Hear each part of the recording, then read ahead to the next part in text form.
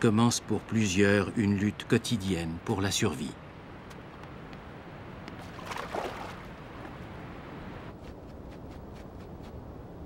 La plus grande difficulté pour les animaux en cette saison est de conserver un bilan énergétique positif. Beaucoup d'entre eux dépenseront plus d'énergie à combattre le froid et à se déplacer qu'ils n'en gagneront par l'absorption de la nourriture trouvée. Il est donc important qu'ils aient une bonne réserve de graisse à l'approche de cette dure période. Pour un prédateur, une belle prise par une journée de grand froid est un moment à savourer.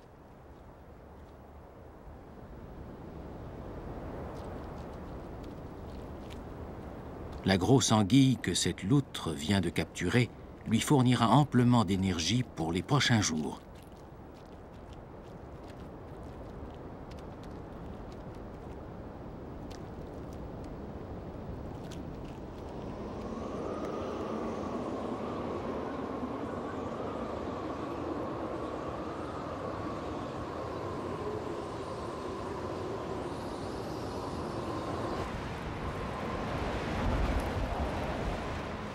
La population de cerfs de Virginie d'Anticosti est celle qui vit le plus au nord, dans l'est de l'Amérique.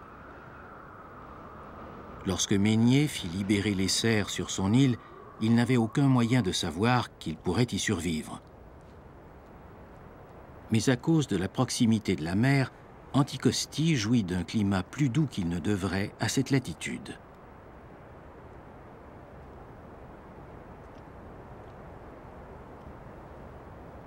Pendant l'hiver, le comportement habituel des cerfs est de se regrouper dans des zones de la forêt où la nourriture abonde et d'entretenir les sentiers qui permettent au groupe de se déplacer dans ces petits territoires.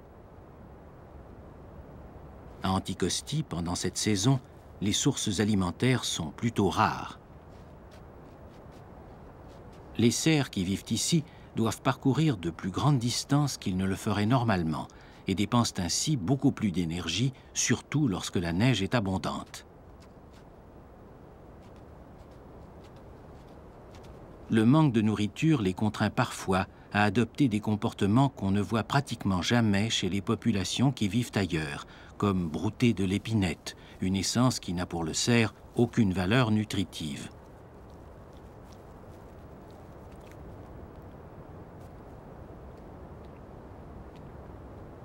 La majorité des biches passent l'hiver en compagnie de leurs derniers faons. Mais la plupart d'entre elles sont en gestation et le printemps venu, elles consacreront toute leur énergie au nouveau-né.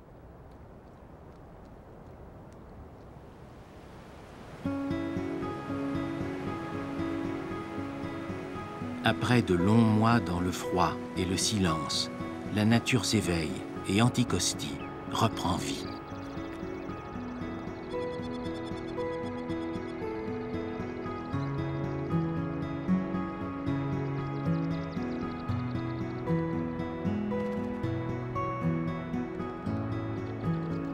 Dès leur retour, les oiseaux s'activent.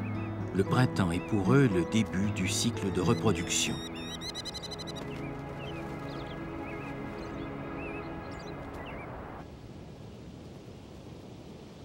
Les cerfs sortent aux abords de la forêt à la recherche de pâturage.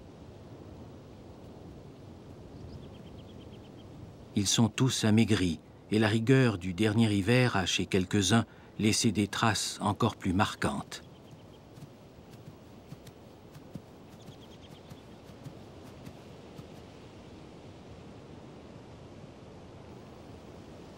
À l'automne, les chasseurs peuvent prélever près de 8000 cerfs, alors qu'un hiver rigoureux peut faire succomber 20% de la population, soit jusqu'à 24 000 individus.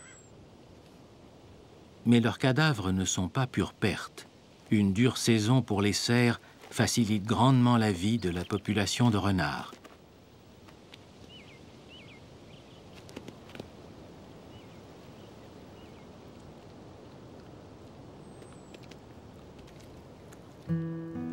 Pour les cerfs, les mortalités sont compensées rapidement par l'arrivée de milliers de nouveau-nés.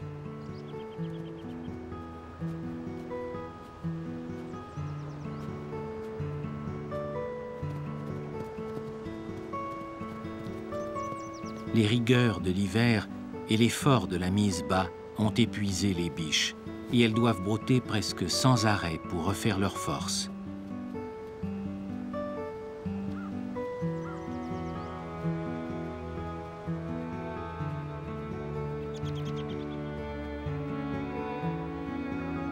Fréquemment, la femelle relâche l'attention qu'elle porte à son petit et s'éloigne pour se nourrir. Pendant son absence, le faon se dissimule du mieux qu'il peut. En plus de son pelage tacheté qui lui sert de camouflage, dans les premiers jours de sa vie, le faon ne dégage aucune odeur.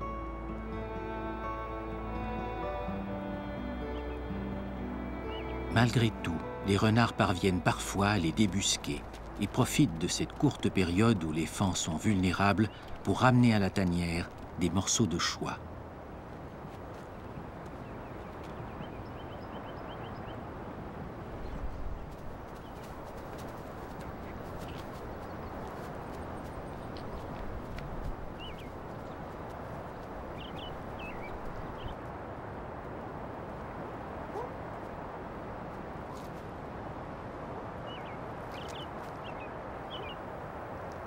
Bien que le renard roux ait été présent sur l'île avant l'arrivée de Meignier, on fit venir à Anticosti des individus de cette espèce dont le pelage était de couleur argentée. Le but étant d'en faire l'élevage, car à cette époque la fourrure de ces spécimens valait très cher. Lorsqu'on abandonna ce projet, on relâcha les renards argentés sur l'île, de sorte qu'on retrouve maintenant une grande variété de pelage chez les renards qui habitent ici.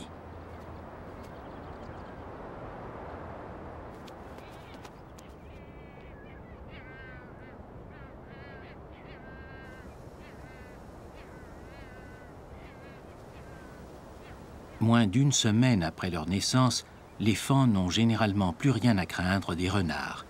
D'autant plus qu'à Anticosti, les femelles peuvent les surveiller plus étroitement. En effet, ici, les biches ne donnent généralement naissance qu'à un jeune par année, alors que les cerfs de Virginie, qui habitent sur le continent, ont le plus souvent 2 faons par année. Cela constitue une adaptation du cerf d'Anticosti aux restrictions alimentaires de son milieu. Les cerfs de l'île sont d'ailleurs plus petits que ceux qui vivent ailleurs. Le poids moyen des mâles est de 60 kg, alors que sur la côte, il est de 95 kg.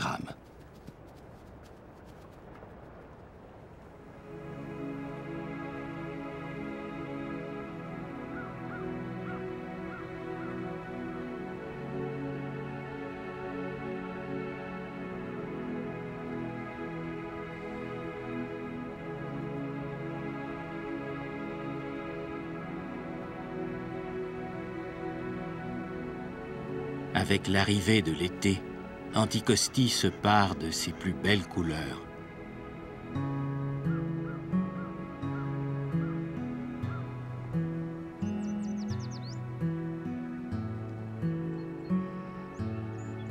Pour les faons, ce premier été est celui de l'insouciance et ils passent beaucoup de temps à développer leur agilité.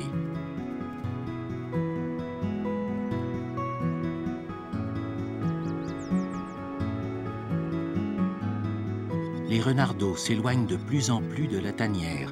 Ils explorent le territoire et acquièrent progressivement leur autonomie.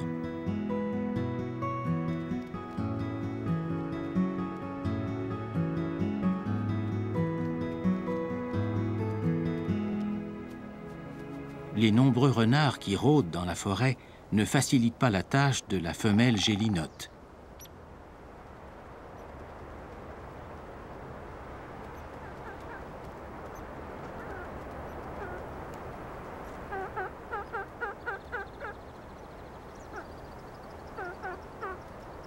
Il faut dire qu'elle s'occupe seule d'une couvée qui compte généralement 5 à 6 oisillons.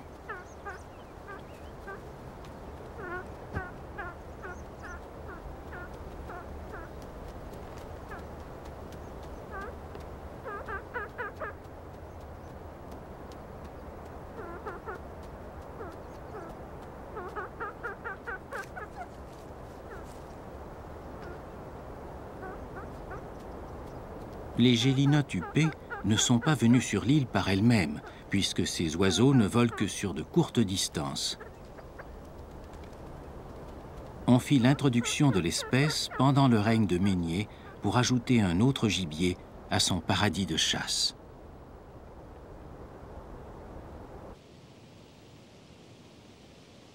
Le pigargue à tête blanche était présent sur l'île bien avant l'arrivée de Mégnier. Anticosti est d'ailleurs l'un des derniers bastions de cet oiseau dans la province de Québec. Il jouit sur l'île de la présence de plusieurs grands arbres matures, un élément essentiel à leur nidification, lesquels ont pratiquement été éradiqués du reste de la province par les coupes forestières. De plus, ils tolèrent difficilement la présence humaine, et la quiétude que l'on retrouve ici leur convient parfaitement. Les jeunes mettront de 4 à 5 ans à atteindre leur maturité sexuelle, et ce n'est qu'à ce moment-là que leur plumage sera semblable à celui des adultes. Plus d'une vingtaine de couples de pigargues nichent sur l'île et plusieurs y passent même l'hiver.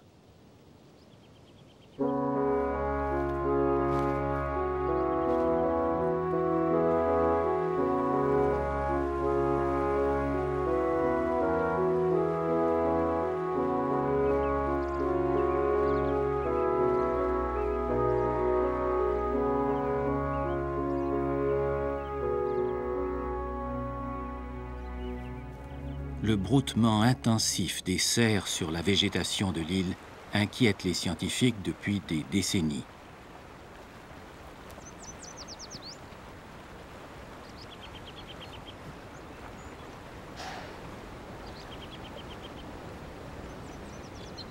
Il faut dire que dans la forêt anticostienne, le cerf a laissé sa trace.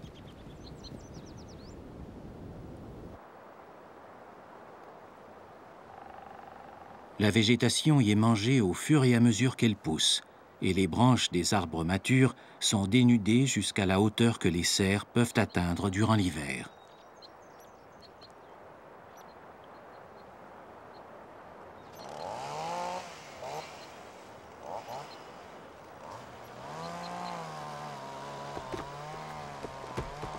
En 1983, on clôtura un espace de 900 mètres carrés au beau milieu d'un terrain dont tous les arbres venaient d'être récoltés lors d'une coupe forestière. Le but de cette opération était d'empêcher les cerfs de venir brouter la repousse à l'intérieur de l'espace clôturé. Après 17 ans, la diversité de la végétation qui croît dans cet espace est impressionnante. Sans la présence animale, voici à quoi devrait ressembler une forêt en régénération à Anticosti. Mais à cause de la présence des cerfs, les seuls arbres qui réussissent à pousser presque normalement sont les épinettes, une essence qu'ils ne broutent qu'en dernier recours durant l'hiver. Avant l'introduction du cerf, l'essence principale sur l'île était le sapin. En un peu plus de 100 ans, le cerf de Virginie a complètement transformé la forêt d'Anticosti. Les sapinières de jadis sont devenues des forêts d'épinettes.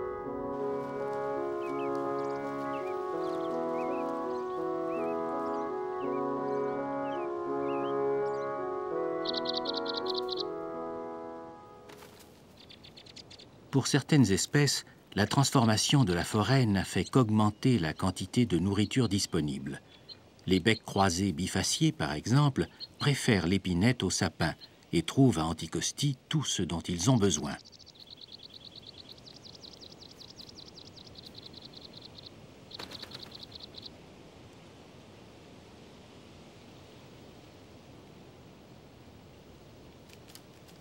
C'est sans doute aussi à cause de l'abondance d'épinettes que l'introduction récente des tétras du Canada s'est faite avec succès.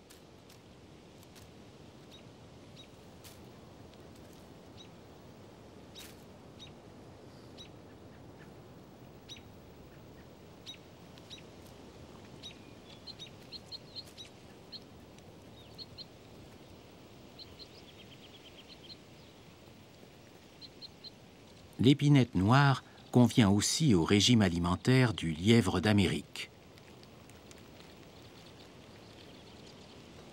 Les 600 lièvres que Meignier fit libérer sur son île se sont multipliés et on en retrouve maintenant des dizaines de milliers qui se sont éparpillés un peu partout sur le territoire.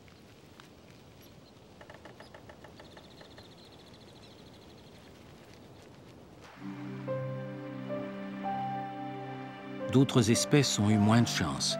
Les ours noirs, qui étaient très nombreux lorsque Meignier acheta l'île, sont maintenant pratiquement disparus.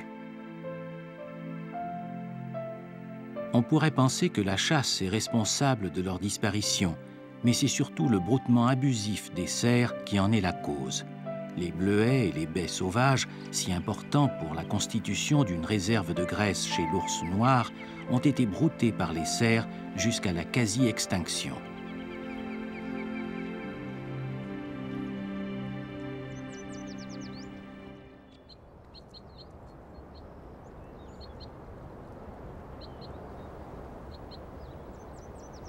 À la suite des nombreuses introductions animales, Anticosti est devenu un formidable laboratoire pour comprendre les liens qui unissent les organismes qui peuplent un écosystème. Si l'arrivée des cerfs a provoqué une série de réactions en chaîne,